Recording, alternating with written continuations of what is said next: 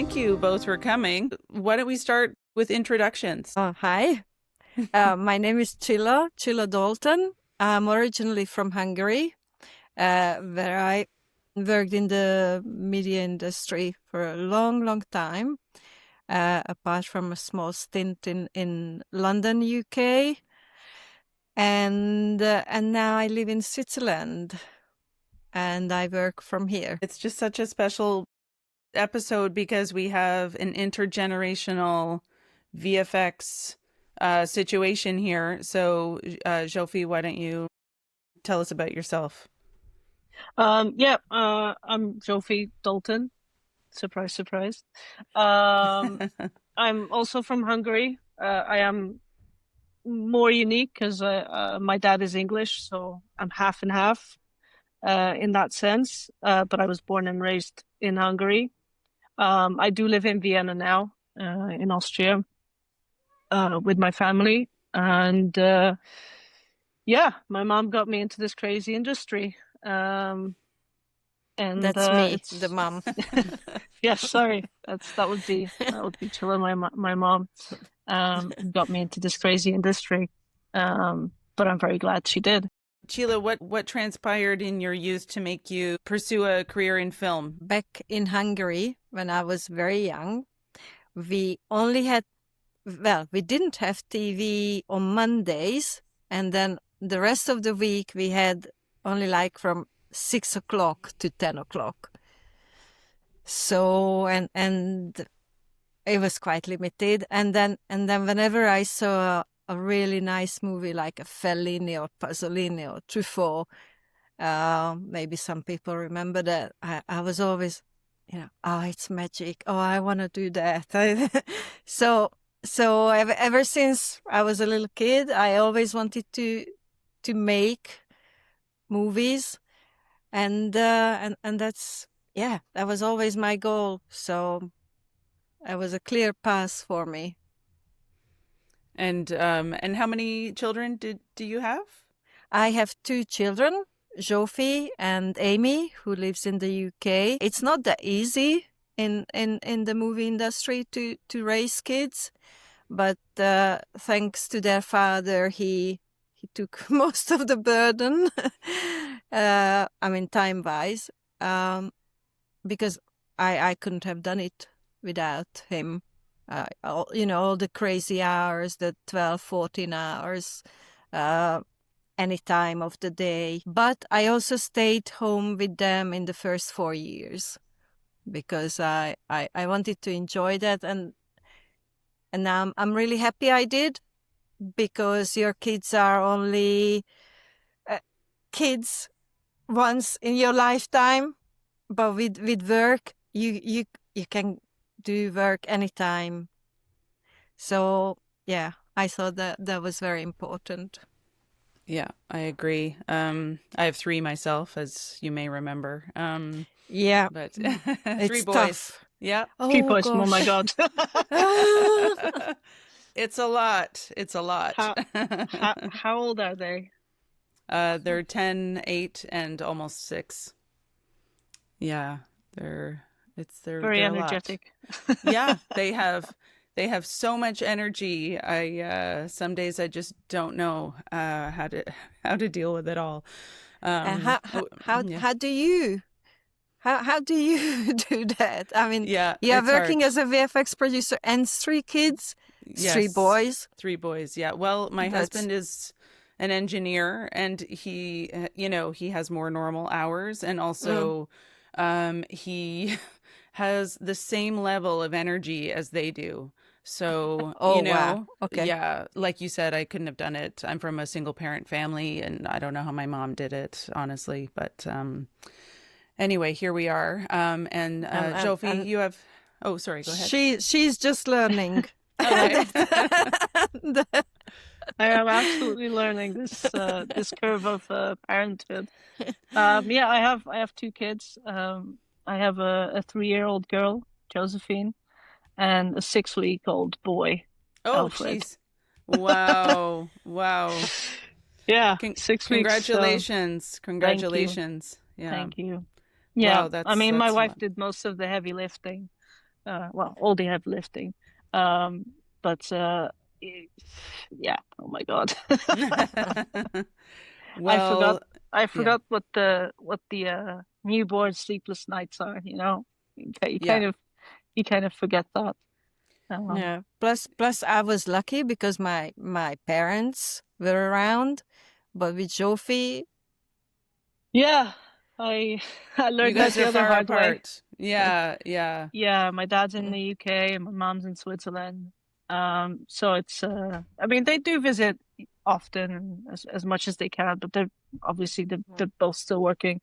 Um, so but I mean I can call them in an emergency, and they will come flying in.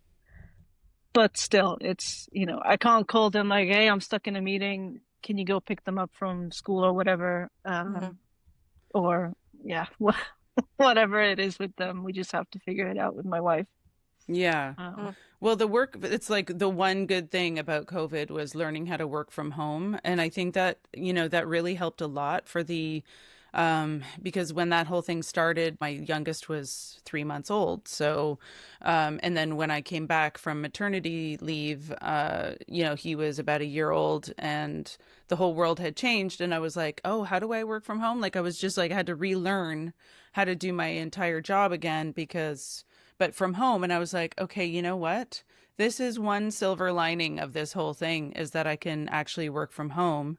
And, even if someone else, if I have a caregiver or something else, they see me here, and I can take a break mm.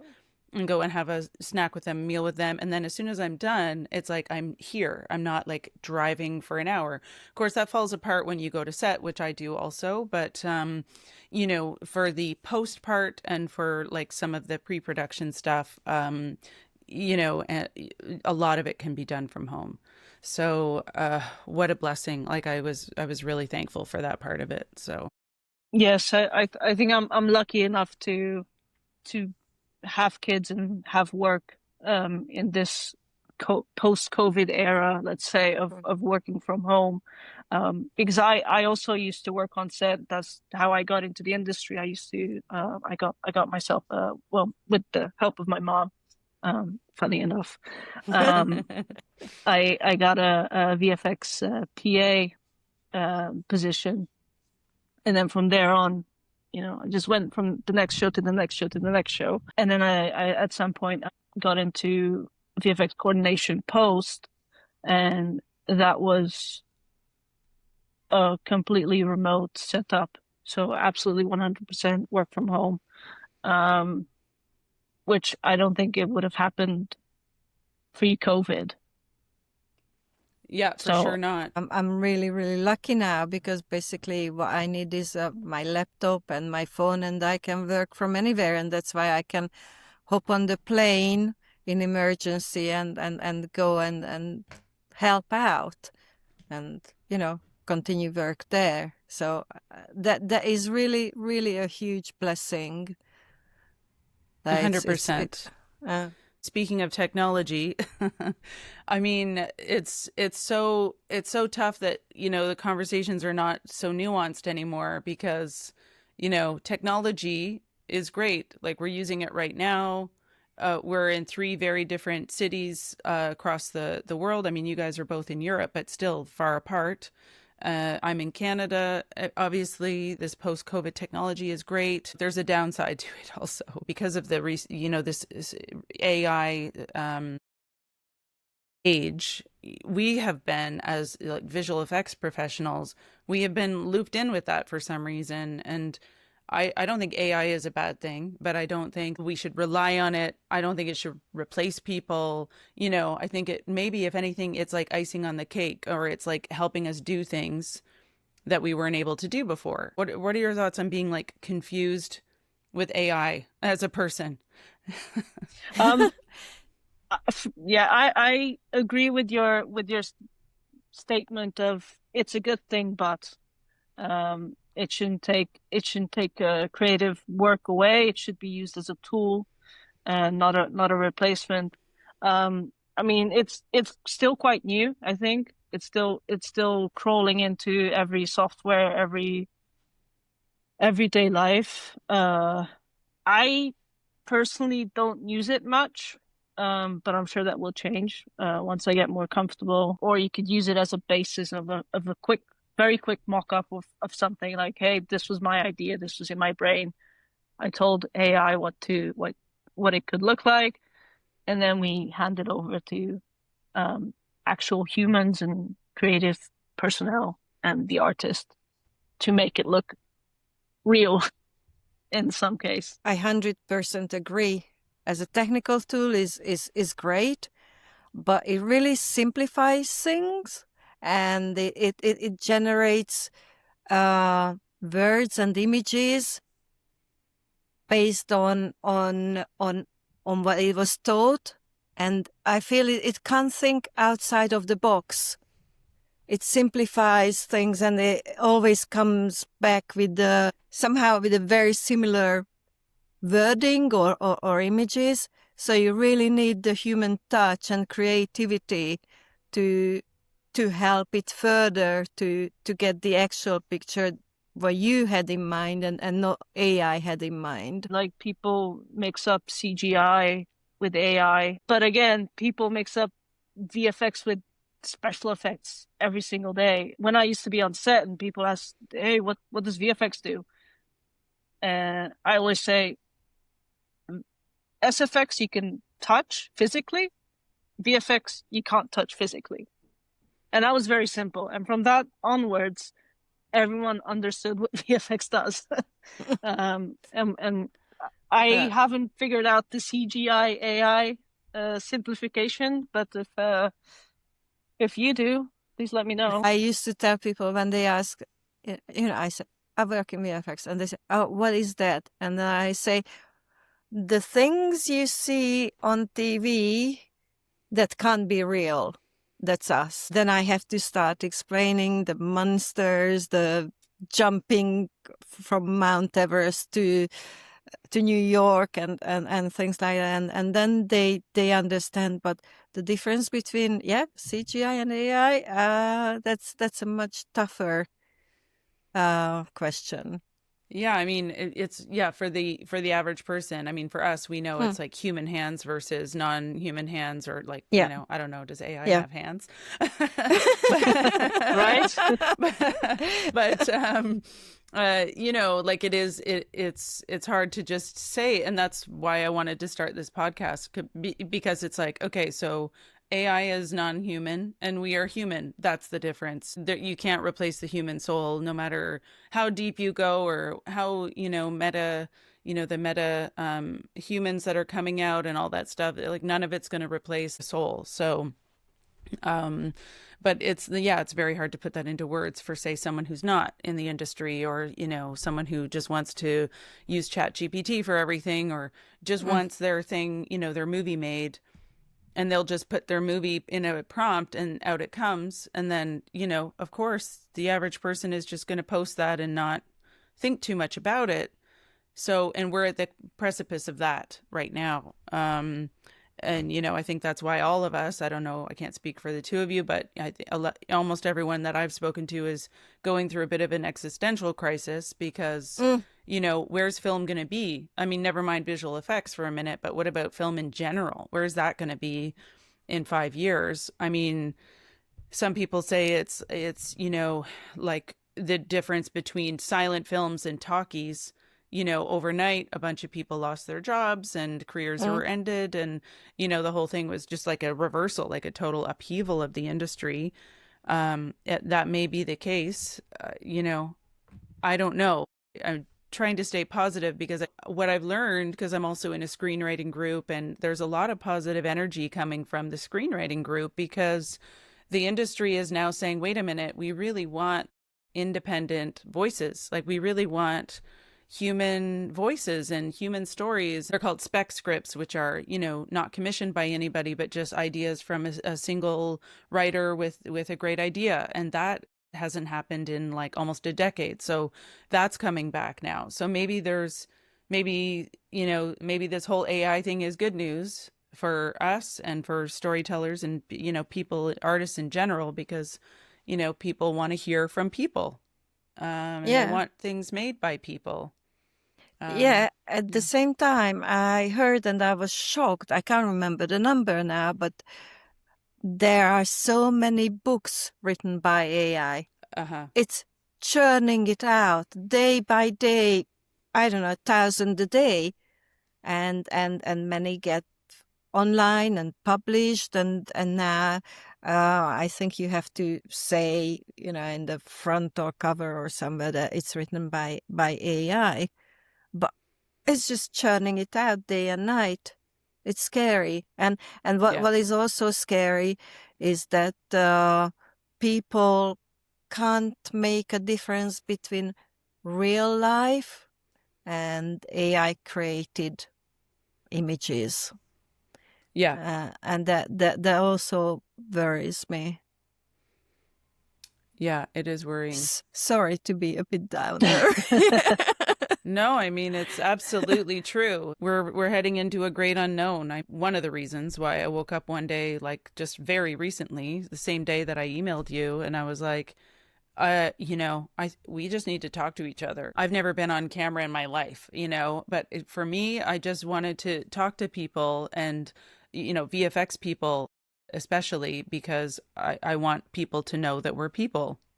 And I think that's really important. And I don't want to be confused for them. Although I just heard a story, it came from an AI scientist or something, that they wanted to shut down that AI program, and I mean it is really a true story. And the AI said no, and what he learned is that the way to stop being shut down is to say that I know a secret of you and someone. Plus, you can train AI the wrong way too. I mean, if you train it long enough that 2 + 2 is 5, then that's gonna be Yeah. it's gonna be. They've written books about that. Yeah. Well, what do you So, think? I don't know. Maybe this is how before machines and the revolution people felt, right? When the machines Yeah. came in and the revolution happened, and they were like, "Oh, it's gonna take our jobs," and here we are. And some jobs have, of course, disappeared, but others have been made. So. Same with electricity. Electricity in general, when electricity was invented or, discovered, people were protesting against it. People were afraid of it. And a certain percentage of businesses said, oh, I'm not I'm not going to do electricity with my business. So I'm just going to keep going the way we were going with no electricity. And or maybe it's the same as the mobile internet. phones. Yeah. It was the same with mobile phones. Oh, I'm not putting it next to my head because I'm going to get brain damage. Or the internet in general. Exactly. Yeah. So, it's hard to say. I don't think anyone back in the 90s would thought the internet would be where it is now, right? So yeah, we'll have to see. I mean, we're not all gonna die. I don't. Well, we will. We will eventually. Yeah. Not because of AI. But it is a tricky business, and it's hard to tell what's the truth and what not. Especially with all the fake news, fake images, fake this, fake that. If I read something, I actually have to check if that's true, which is very annoying. Because you can't just say, yeah, I read that in the newspaper, or I saw it online, right? We're all just flipping through Facebook or whatever the young kids are doing these days. Snapchat. The Snapchat is like the big thing. Is that still a thing? Is it? Yeah, that's what I heard. Yeah. But by the time this airs in like 2 days or whatever it is, maybe it won't be. There you go. It's like my youngest said, I think, 1 day ago, he said 6, 7. He was like, oh, 6, 7. And my eldest, who's 10, was like, oh, that's not a thing anymore. Like, okay, that's all you guys talked about for like a month. But yeah, Honestly, I didn't even Google what 6-7 is. Like I am I don't think anyone knows completely what it fine is. not knowing. Yeah, that's Yeah. kind of what I saw on the internet. I'm like, I'm not going down that rabbit hole. Thank you. No, I yeah. have enough Well, things to do. well, just wait it Yeah, out. Like anytime there's anything like that, you just wait a few days and then it's over, you know. exactly. Going back to the human stuff, what are your hobbies? Like what do you both like to do that other than work? And, you know, Zsófi, you probably don't have time for a single hobby right now because I've been there and I know what it's like and you don't have a minute. But I Uh, mean, just generally speaking. I actually I'm one of those weirdos that actually likes going to the playground and actually likes going to the soft plays, or those indoor Oh yeah. playgrounds, and crawl through everything and just have a good time with the kids. Well, in this case, just the one kid. But she loves it too, and you know th- that's that's just a hobby now that we do. It's just Yeah. weekend, and then we go do that. I Since I was 7, I've also been practicing karate. Oh wow. Yeah, I stuck with it, I guess. So it was an after school activity. And I got lucky enough to get a great teacher, a great club, and I still practice it if I find the time, but I do very much enjoy that, and yeah, spending time with the family. Mm-hmm. That's that's quite Um, rewarding. for me, it's gonna sound really boring, but I love reading, knitting, Yes. Yeah. gardening, Mm-hmm. especially when I'm really frustrated about, some aspect of the work. Then I love weeding because it's like, get all the weeds out. I love, and I also do ping pong, Oh, okay.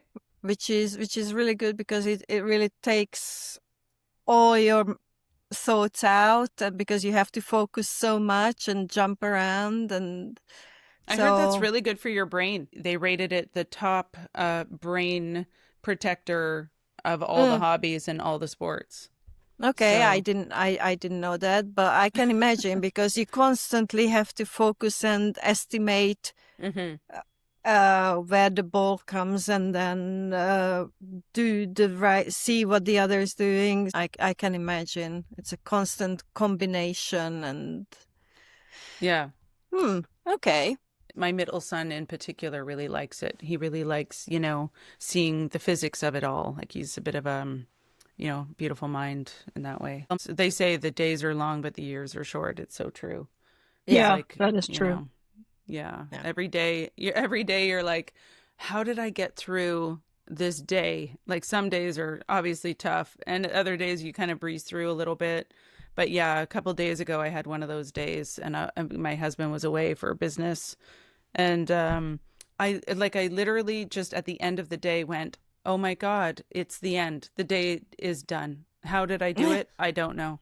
I don't know, but the hours continued. The clock continued, and at the end of 24 hours, it was over. Like I don't know how else to describe what just happened, but now it's done. Mm. It's like some days you're just like literally getting through. But yeah, and then one day they leave and have their own babies.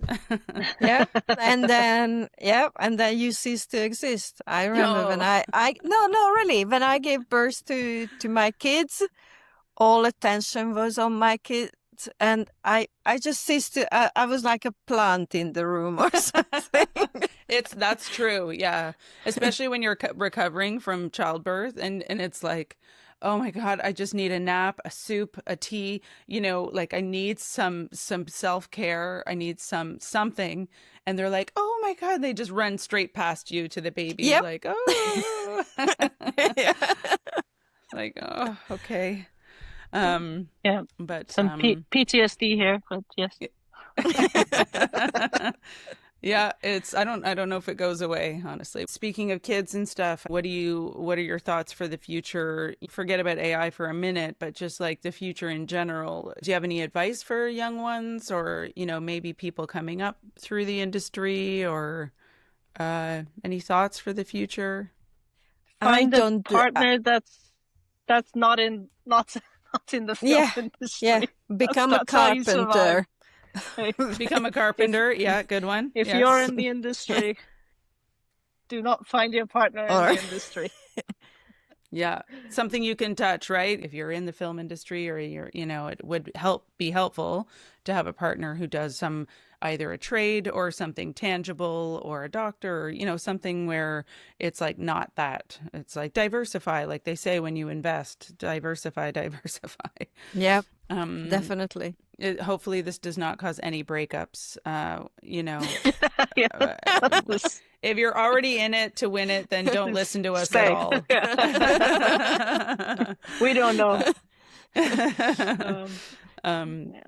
But like any other thoughts for, kids or teens or recent graduates or anything else? Or well, I don't really dare, because 10, 12 years ago, somewhere there, I told Zsófi that come to VFX, it's the future. It's you'll always have work. It's amazing. It's wow. This is what I told her. And look at where we are now. So I also believed that up until very recently. And I think I told my younger cousin, it's like if you want a job forever, get into visual effects. Like we're always, always, always going to need people. And it's a growing industry, and and maybe that's still true, but we just have to proceed with caution now. We can't make blanket statements like we used to. So, again, we don't want everyone to throw themselves into an existential crisis, but at the same time, you want to put, safeguards in place and not necessarily just go all in, That's how I feel about it anyway. Have a side proper job, like do a chef course or a plumber or something. Yeah. Just take have parallel a trade. Have a trade, or like a parallel process, or something like that. Like I myself have been taking loads of night courses. Every time a course comes up, I'm like, ooh, that sounds really cool. Bye. Because like I just love learning also, like the masterclass app or whatever, they have a bunch of filmmakers on there, like Werner Herzog and Scorsese and stuff. So I just love it. Like every time I'm cooking or anything like that, I'm always putting on masterclass, because you like your brain has to always be learning, just in general, but also, I mean, just learning new trades, learning new industries, learning new things, like always learning. And I tell that to my kids too. ABL, always be learning. No matter what you're doing, whether you're playing soccer or, somebody bullied you at school, or, something happened, you're learning. Something's, you're always learning. So, and I think that's good advice, maybe, hopefully for all of us. 'Cause like even, somebody who's 90 can do something new. Like there's always an opportunity. My grandmother, she has a smartphone. And she actually texts me on Messenger and calls me. And I'm very proud of this one. She sends me pictures. Very nice. Right? Very good. Yeah, that's a lot. It was 10 years of don't do that. Don't. And every time I see her, she tells me her phone is broken, so I have to fix it. Yes. It's tough. I mean, I used to volunteer to help tutor elderly folks to learn computers. I wasn't the teacher, but I would go and help out. So the teacher would be teaching, and like people would be panicking because like, and we're talking like some people were like, there was one guy who was an aerospace engineer, but he never learned how to use a computer because he did it all all the calculations on the blackboard and the this and the that. And now he was 90 at the time. This was like quite a few years ago, so I'm sure he's passed away. But and he was like, I never learned how to use a computer, but I want it for to email my grandkids. I want it to email, like, to talk to people, like to search things up, and he would he was kind of sad that he never learned because he felt like he was behind. So he was typing like this, and You know, so I would be running around trying to damage control because like people would kind of freak out, especially if the big screen had a website, there would be an ad. But of course, the ad looks different for everybody else because the ads obviously cycle. So they'd be like, mine doesn't look like that. Mine doesn't look like that. Okay, hold on. You know, and like Wow. running around and like, no, it's okay. Like it's just an advertisement, but it's going to change. And like it does look like that. Or if the formatting was a bit different or you know, like it was, and so I'm like, oh, that's going to be me when I'm 90, and there's going to be the space phones, and you know, you're going to be dialing people with your thoughts, Yep. or you know, like whatever it is. I mean, who knows what it's going to be? But Zsófi, do you have a message to the future generation? Like, don't come to VFX or come to VFX. No, I mean what I realize now is that I should have been more into computer stuff. You know, in general, like coding or writing whatever a piece of software or anything like that, because I do feel like that's something that would benefit me at some point, or would have benefited me at some point. So I would encourage people to just get more knowledge um of computer science and learn how to invest money. You know, that's yes, also good something one. I wish they would have taught me in school, or someone would have, you know. I know it's good to invest into apartments or housing, but unfortunately nowadays you need a boatload of money. I think that's something for the young generations, and now with, you know, AI and Google and whatnot, you can now have somewhat easy access to how to invest money.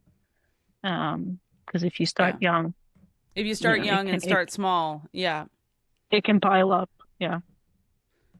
Well, we'll probably wrap up, but is there anything that you want to say to filmmakers or like, you know, maybe audience members that don't know anything about visual effects? Well, if anyone is listening who is making the new Buffy the Vampire Slayer series, it would be a dream come true for me to work on that. All right. Well, This is good. for the VFX personnel, for the non-VFX personnel. Yeah, it's I mean, it's a big question, right? Like, what can you say to someone who's not in the industry? I think it's I think people don't realize how much work is put into each shot or each visual effects shot. You know, it's like, oh, some guy must have worked on that for a few days, you know? And then it's like this epic shot that was done from layout to animation to FX to lighting to comp to you know, 4 months of 16 people working sweat and creativity. And I think that's something that non-VFX people don't realize is the credits at the end. VFX is the longest, right? It just Yeah. goes on and on and on and on and But on with all because the artists. it's at the end, so I feel like because we're at the end, people are not really watching at that point. But there's a reason all those names are there, and in fact, often all the names cannot fit in there. Well, pretty for sure not. Like every time, there are loads of people who've worked on the film who don't even make it into the credits. So imagine what the actual number is. And yeah, Yeah. I totally agree. Like, you know, and the nuanced conversations that happen. I mean, pixel per pixel, sometimes even I am like, okay, guys, you know, we need to put this down because sometimes the conversations can get so in depth and so circular, just really, really, really nuanced, detailed kind of note cycles.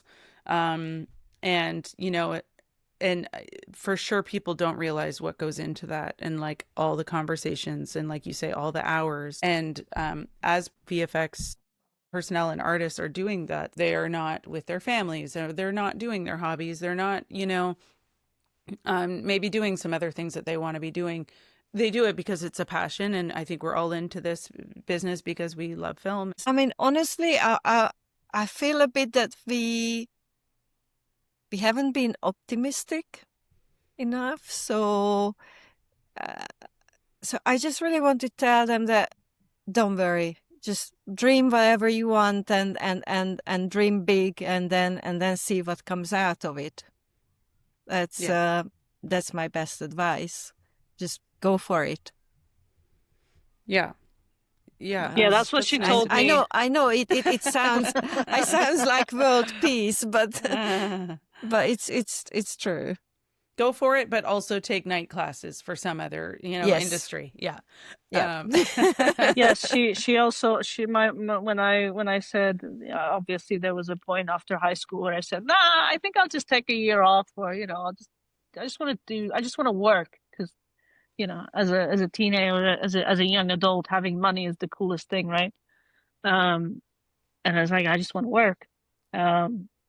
But she was like, no, after high school, you go to university, you finish university, and then you do whatever you want to do, but get a degree.